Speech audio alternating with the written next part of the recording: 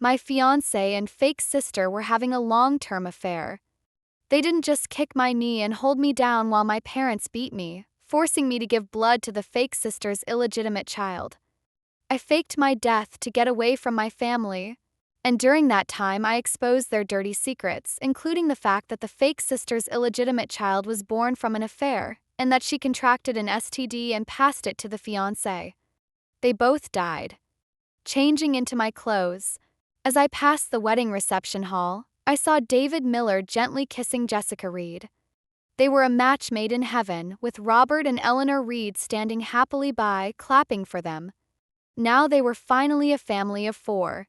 As the unnecessary person, it was time for me to leave. Through returning to my apartment, I slept soundly through the night. A sudden doorbell ring woke me up. Opening the door, I found David Miller. I looked at him expressionless. He said apologetically, "I'm sorry, Sarah, I couldn't just stand by and watch Jessica fall into a pit. She shouldn't marry Arthur Sterling and be trapped in a loveless marriage for life."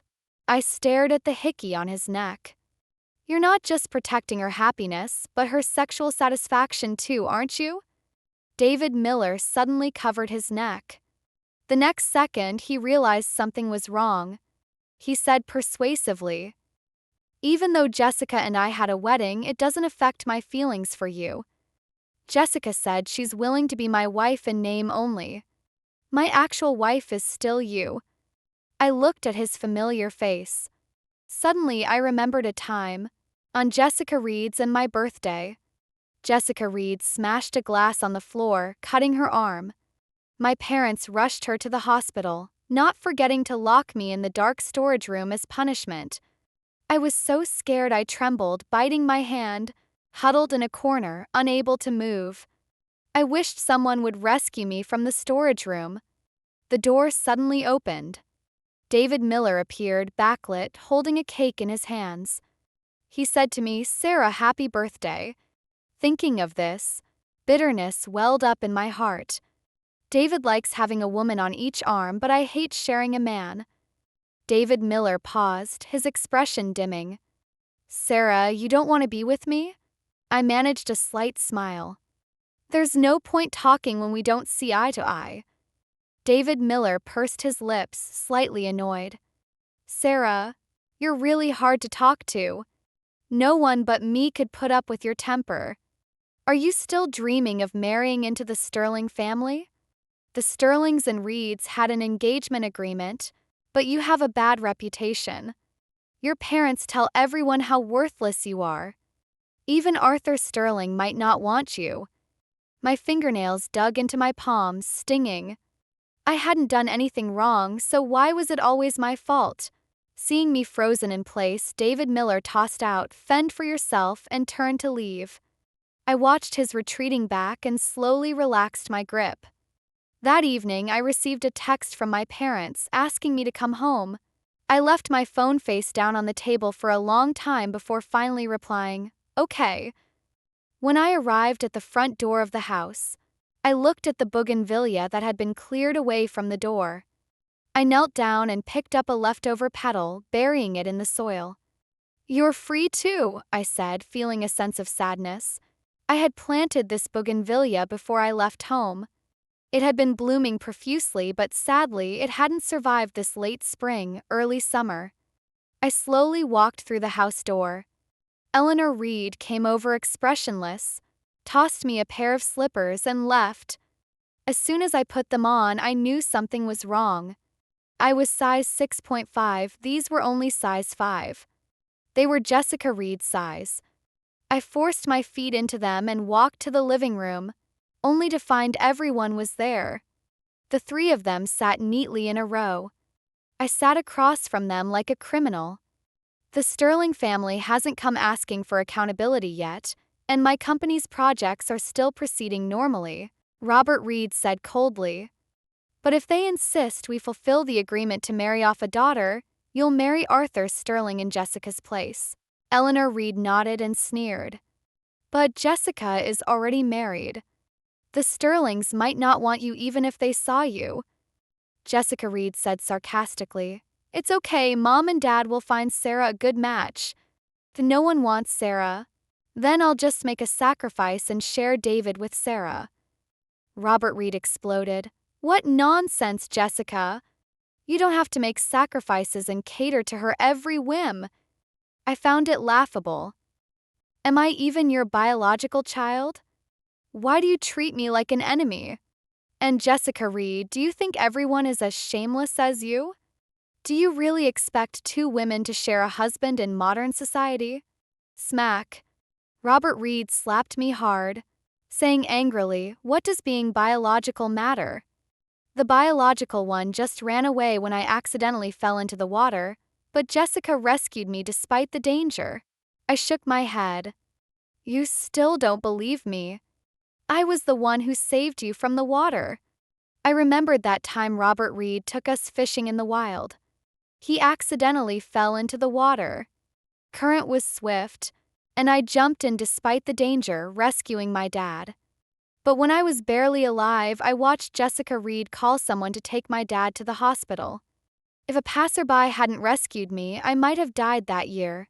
Eleanor Reed then slapped my face as well, saying with tears in her eyes, "I also thought being biological would be different, but when the house was on fire, it was Jessica who carried me out on her back, while you had long disappeared."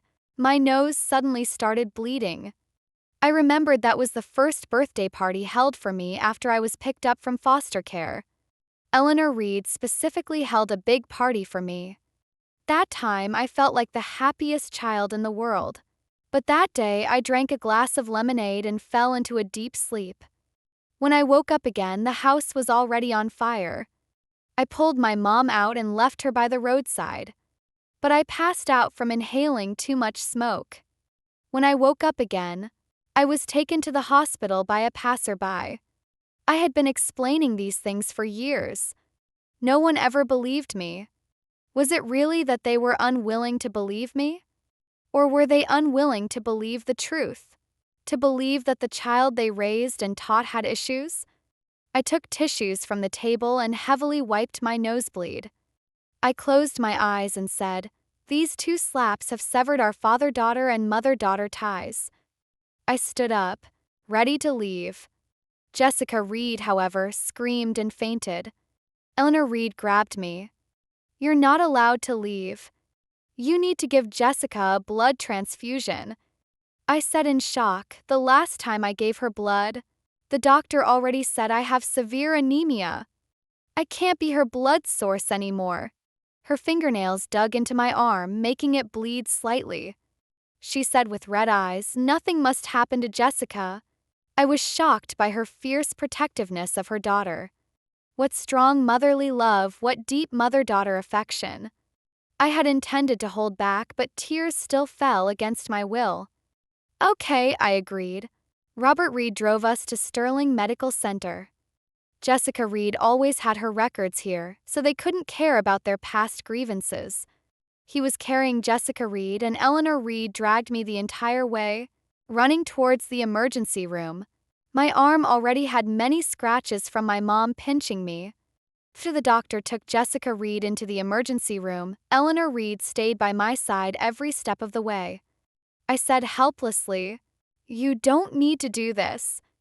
I'm not going to run. Even if I did, can a huge hospital like this find a bag of blood?" Eleanor Reed said coldly, "What if the hospital can't get blood in time? Jessica is naturally weak. You happen to be able to help her. You should be grateful you have some use instead of being full of flaws." I chuckled lightly. "Yes, thanks to you for giving birth to me, so I can help someone else's daughter. A big tool gave birth to a small tool, how wonderful." Eleanor Reed's grip tightened. She said, trembling, "You're so selfish. Helping your own sister makes you a tool? I really couldn't raise a daughter like you." Robert Reed just watched us in silence the entire time. I had no desire to argue with them anymore, and no need to argue. After tonight, I'll leave for good. After a long while, the doctor came out. She said, "The patient is fine. She needs blood transfusion because of early pregnancy. She needs a significant amount of blood." Pregnant? My parents and I froze simultaneously. But the next second, Eleanor Reed pulled me in front of the doctor. "She can give blood, draw as much as you need." The doctor looked at my thin and pale face and frowned slightly. "It's possible, but you need to sign a liability waiver." Saying that, the doctor handed over a paper. Robert Reed declared, "Sign it." Just then, David Miller arrived. He asked breathlessly, "Dad, Mom, how is Jessica?" I smiled and said, "Congratulations, David, your wife is pregnant." His face changed dramatically. He said, "Sarah, let me explain." Eleanor Reed said sharply, "What's there to explain to her? You already had a wedding with Jessica. The hospital requires the whole family to sign a liability waiver, otherwise, Jessica's health is at risk." David Miller took the waiver and glanced at it, then said hesitantly, "But Sarah is severely anemic." Eleanor Reed said resentfully, "A little blood won't kill her. Jessica has another life inside her now. She can't handle any trouble." David Miller looked at me. I sneered and remained silent. Then he signed his name with a flourish, being the first to sign. I forcefully held back my tears, looking at Robert and Eleanor Reed. The doctor reminded them, "Miss Sarah might be in life-threatening danger. We can still get blood from another hospital." Hearing this, Eleanor Reed grabbed the pen and hurriedly signed. "No, I can't let Jessica be in any danger." Robert Reed nodded. "That's right. Jessica is not only our child, but she also saved us. Nothing will happen if this wicked daughter gives some blood." My tears instantly fell. "Did you even ask if I'm willing to give blood?" Saying that, I turned around to leave. But my knee was hit hard. My leg hurt and I fell to my knees on the ground. Turned out David Miller had kicked my knee hard. He held my shoulders down heavily, but his voice carried guilt. "I'm sorry, Sarah. Jessica is pregnant. I have no choice." I turned my head and looked at him with intense hatred. "I'm not going today. Let's see who can force me to go." Robert and Eleanor Reed rushed over. Robert Reed slapped me as if venting his anger. Eleanor Reed tore at my arm while David Miller still held me down, preventing me from moving. My face quickly swelled up. My arm was numb with pain. My tears fell, dropping onto Robert Reed's hand. Robert Reed's hand trembled slightly. He stopped his actions and said, "Give blood. Once you've given blood, we'll sever all ties." Eleanor Reed also stopped upon hearing this. She looked at me numbly. Bleeding from my mouth, I managed a smile. Under their expectant gaze, I nodded. 'Cause a large amount of blood was needed, I was pushed into the operating room. As I lay on the bed, I turned my head to look at the doctor beside me. Person was wearing a mask, only their handsome brows and eyes visible. A little familiar. Through entering, the doctor took off his mask and looked at me calmly. "Mr. Sterling?" I exclaimed in surprise. Arthur Sterling curled his lips into a smile, looking down at me. "Hi, wife." I gave a bitter smile. He took out a bag and said, "Your new identification documents are inside.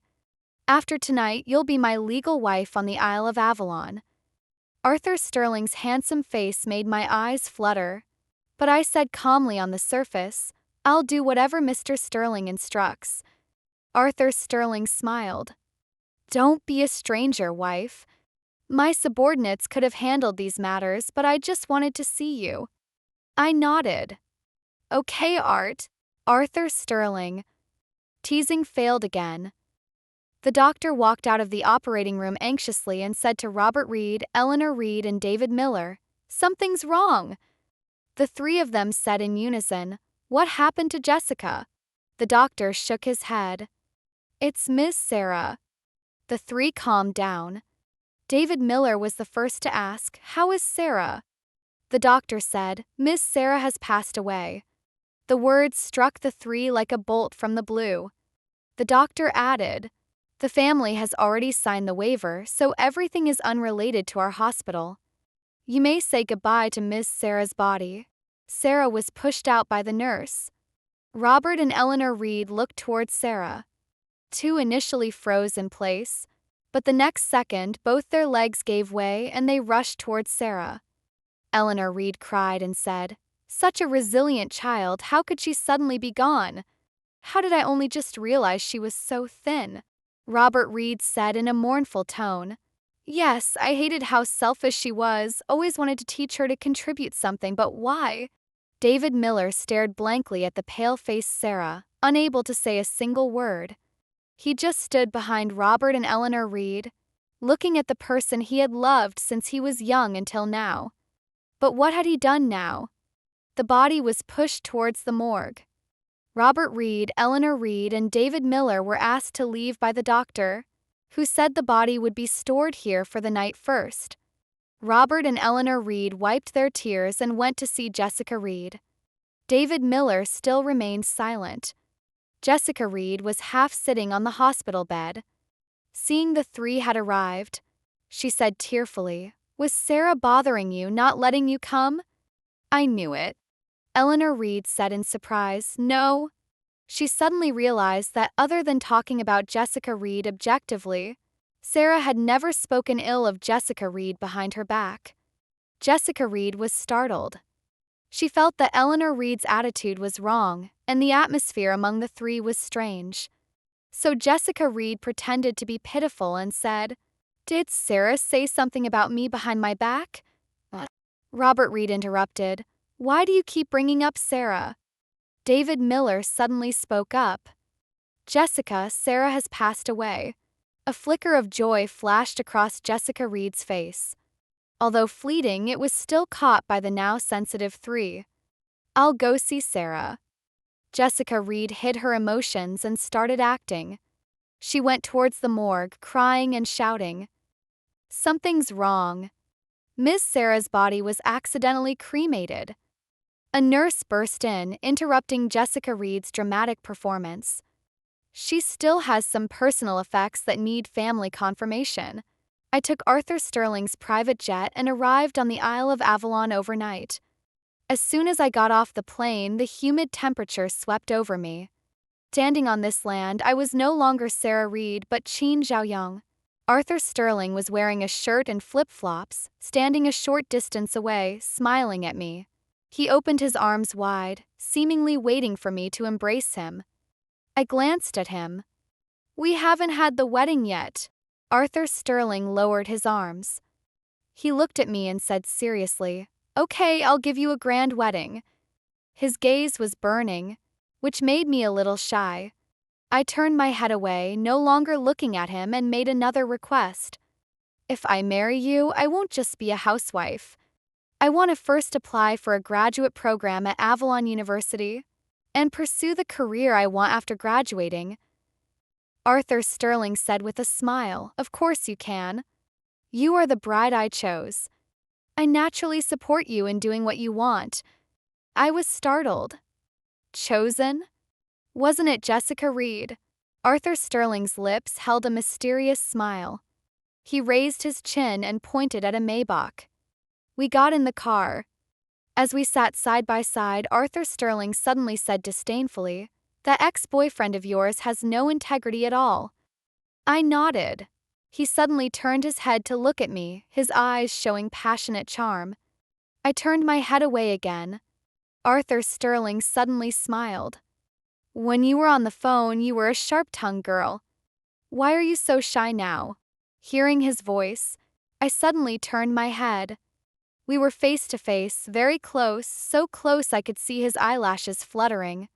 Arthur Sterling, who had just been teasing, suddenly blushed. I tucked a stray strand of hair behind my ear and asked, blinking my eyes, "What did you mean by the bride I chose just now?" Arthur Sterling suddenly sat up straight. His expression was normal, as if telling someone else's story.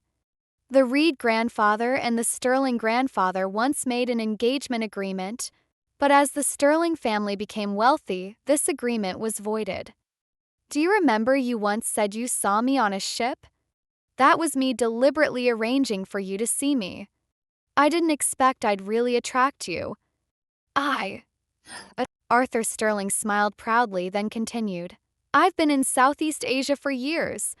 Finding me or getting information on me is harder than reaching for the sky. I told my father I wanted to marry the Thompson family's daughter, but who knew? They'd try to marry off that stepsister of yours to me. I arranged a gathering and left your ex-boyfriend and that stepsister alone together. Who knew your ex-boyfriend didn't have a shred of decency? He slept with your stepsister that very night. My brow twitched. Suddenly, I remembered one night, late at night, Daniel called me out of the blue and said, "Eleanor, I love you so much. I wish I could hold you right now." I sighed. Sure enough, when people betray you, that tiny sliver of guilt can really bring out their dramatic side. Robert looked me up and down, then continued, "That stepsister of yours was stringing your ex-boyfriend along while also preparing to marry me. I wasn't even planning on showing up for the wedding, but I just let her know that the miller's youngest son was a cripple who couldn't perform in bed. She immediately ran away, and even managed to steal your wedding in the process." I looked out the window, suddenly remembering that among the personal belongings I left behind was a medical report for Daniel, which clearly stated he was sterile. Just as my mind drifted, Robert suddenly leaned into my ear and whispered, "I lied to her. I'm perfectly capable." I fell into a deathly silence once more. Robert and I were living together but in separate rooms. Every day he'd say, "I can't wait for the wedding so I can hold my wife while I sleep." And every day I'd reply, "It's so hot, wouldn't cuddling be unbearable?" Robert would always grin and say, "We have air conditioning." Whenever I lowered my head to read, a faint smile would play on my lips. It was strange. It was the first time I'd felt so relaxed in such a setting. Robert scheduled the wedding for the day my test results came out. He said there's an old saying, "Life's two greatest joys, the wedding night and achieving academic success." I always laughed at him. "If I don't pass, won't that be a public embarrassment?" He said, "It's okay. If you don't pass, there's still one joy, the wedding night." First, I was speechless, but eventually I got used to hearing it. I started studying day and night.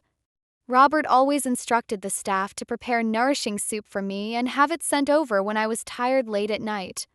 And the closer the exam got, the less I saw him. I only got one text message from him. "Don't miss me too much.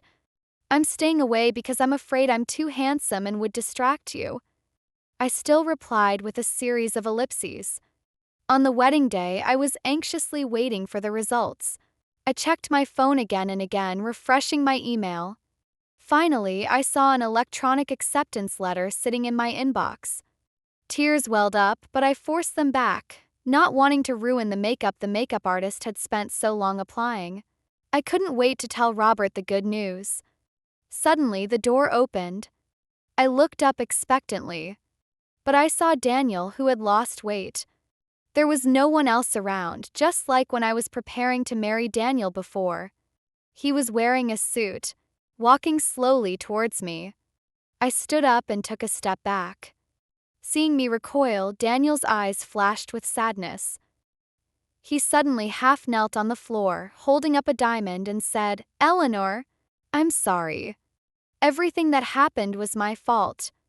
Can you forgive me? I know you love me too." I shook my head.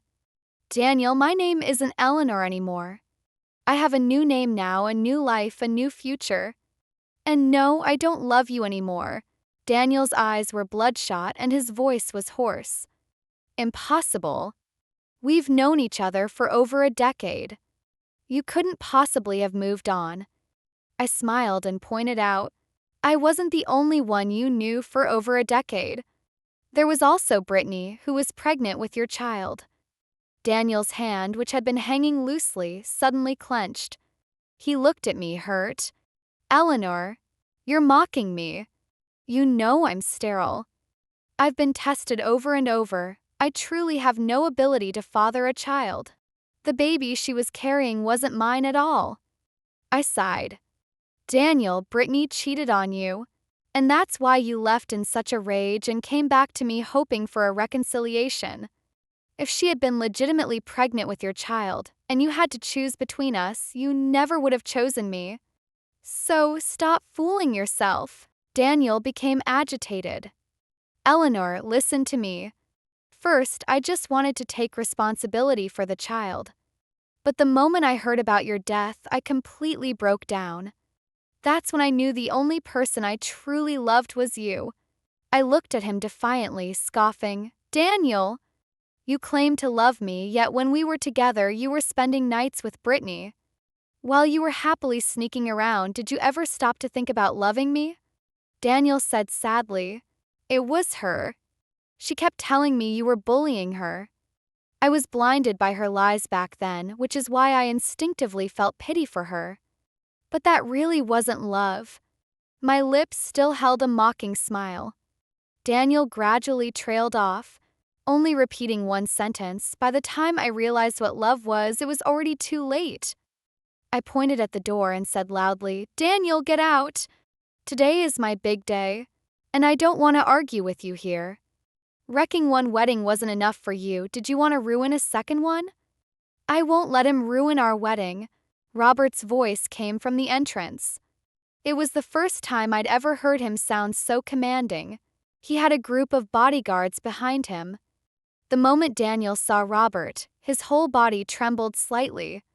With a long-legged kick, Robert sent Daniel crashing to the ground. Then he ruthlessly stepped on Daniel's knee, just as Daniel had kicked my knee before.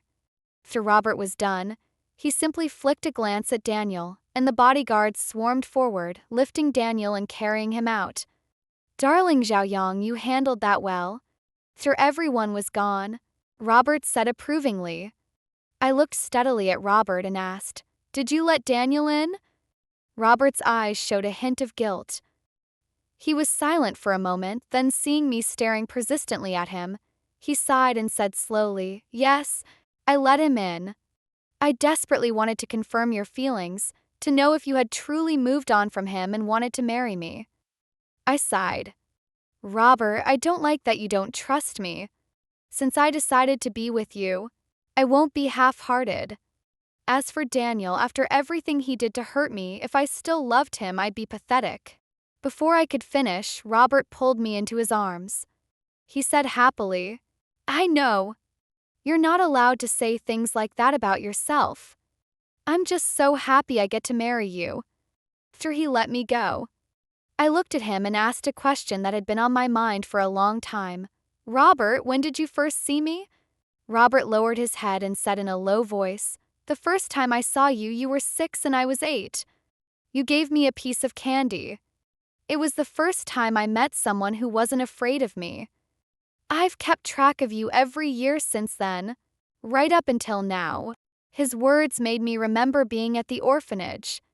One day, one of the staff members there brought in a little chubby boy with a bloody face. She said he'd been found outside the orphanage and would stay there temporarily.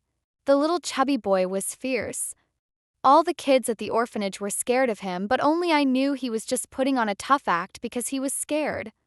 One night, when he was hiding in the stairwell crying by himself, I gave him a piece of candy. We didn't talk, just kept each other company.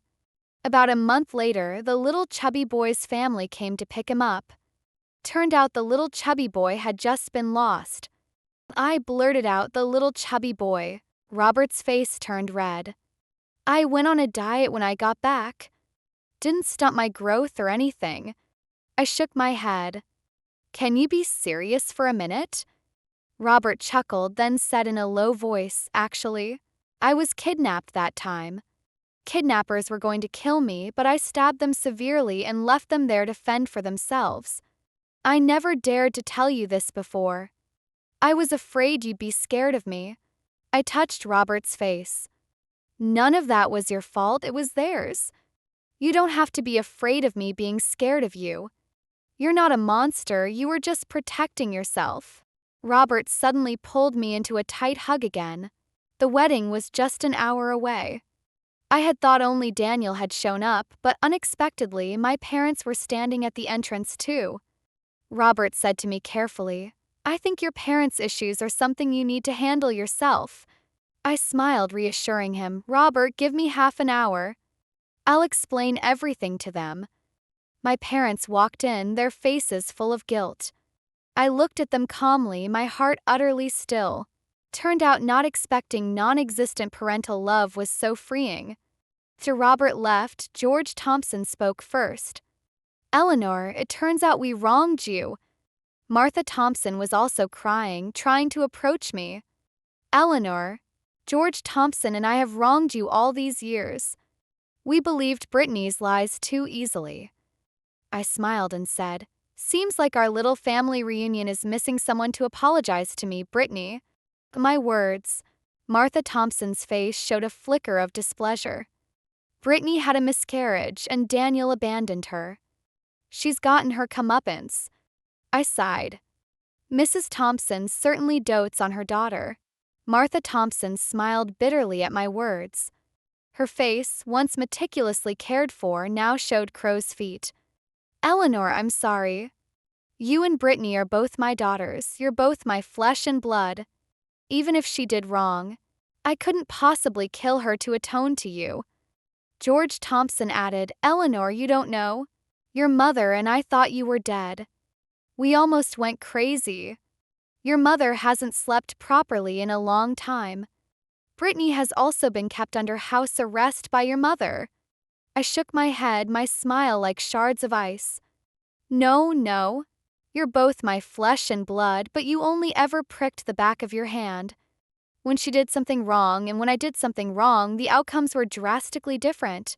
Martha Thompson suddenly knelt down before me. "What do you want us to do for you to forgive us?" I stepped back a few paces.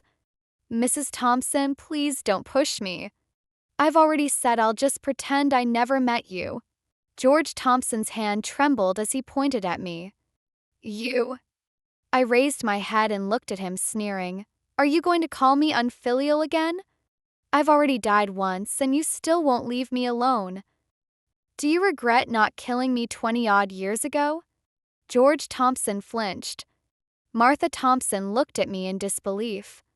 I turned my head to look at Martha Thompson and said coldly, "I couldn't speak by the time I was 4. George Thompson was competitive and saw me as a disgrace. Did you think I just got lost? It was him. He took me to the beach, hid in the shadows, and watched me walk into the sea step by step." Martha Thompson screamed, saying in agony, "Stop talking." I watched her reaction indifferently. "Stop kneeling. Brittany was born to Mr. Thompson's mistress. Why else do you think a selfish man like him would raise another man's child? Want me to throw the evidence in your face?" Martha Thompson's face was streaked with tears. She looked at George Thompson. George Thompson closed his eyes, took a deep breath, and said, "I'm sorry, Martha. Eleanor wasn't right from birth." She didn't smile, just stared blankly at people. I was afraid our genes were flawed, so I found another woman outside and had another child. Brittany was lively and obedient from the moment she was born. That's when I got the idea to switch babies. Martha Thompson lunged at George Thompson, hitting him. He just let her. I said sharply, with a hint of sarcasm, "Mrs. Thompson, please go home and educate Mr. Thompson. And please continue to dote on Brittany with all your heart in the future." Martha Thompson closed her eyes, tears streaming down. "Robert!" I called out.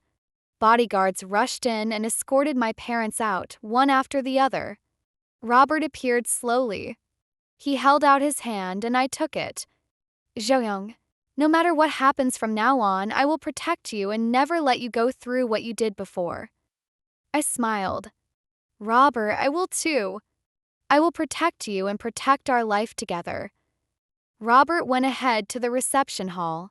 As I reached the entrance of the hall, I saw Mr. Miller and Mrs. Miller standing there. They smiled warmly at me. I smiled back, walked between them, and linked my arms through theirs. The doors slowly opened. I stood between Mr. Miller and Mrs. Miller, like a happy princess walking towards her prince. We completed the ceremony with the officiant bearing witness. Kiss at the wedding sealed our fate together.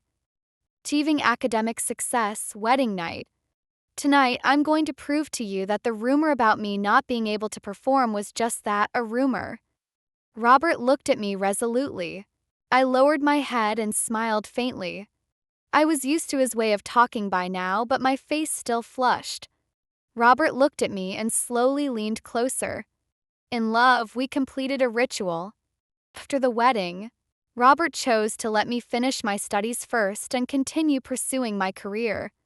We didn't have children for several years after getting married, and the Millers never raised any objections. Until the day my studio became stable, I suddenly ran to the restroom and threw up. I knew instantly the baby was here. When I told Robert the news, he was as delighted as a child. For the entire 10 months, he put me first in everything, taking meticulous care of me. Even his business in Southeast Asia was put on hold for several months, and all the work piled up on his subordinates. Later, I gave birth to a daughter. Robert told me he absolutely didn't want any more children. One daughter was enough. Ever since he saw me giving birth, he didn't want me to take even the slightest risk with childbirth again. He was very grateful that I had given us a daughter. I gave my daughter comprehensive care. Seeing her often reminded me of my childhood self, so the good I did for her felt like caring for the me of the past. One day, Robert suddenly told me about my parents, Brittany and Daniel. In recent years, I hadn't paid much attention to things back home, nor had I ever asked about them. But Robert said it was necessary for him to tell me.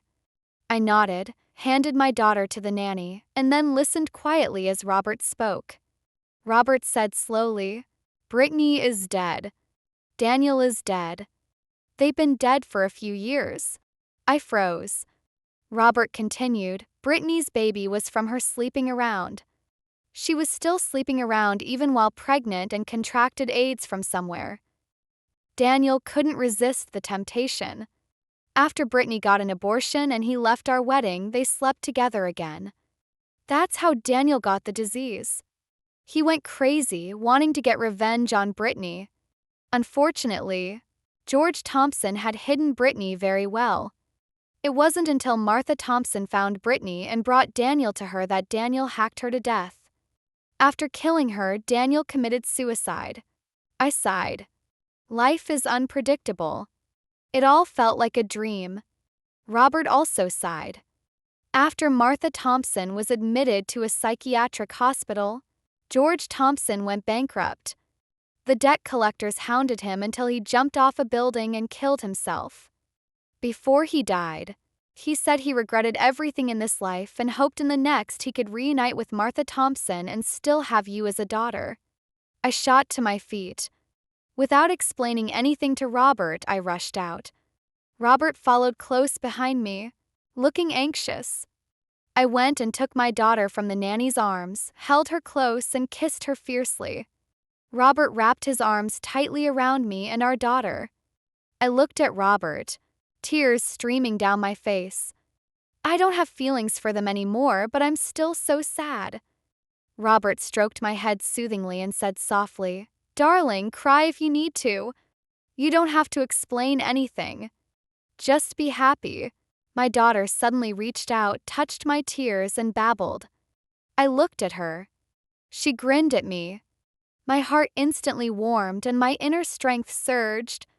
Robert also smiled and said, "Our daughter loves you very much too." I nodded and kissed Robert and our daughter. "Yes, I love you both too. We'll have a beautiful future. Everything in the past is in the past.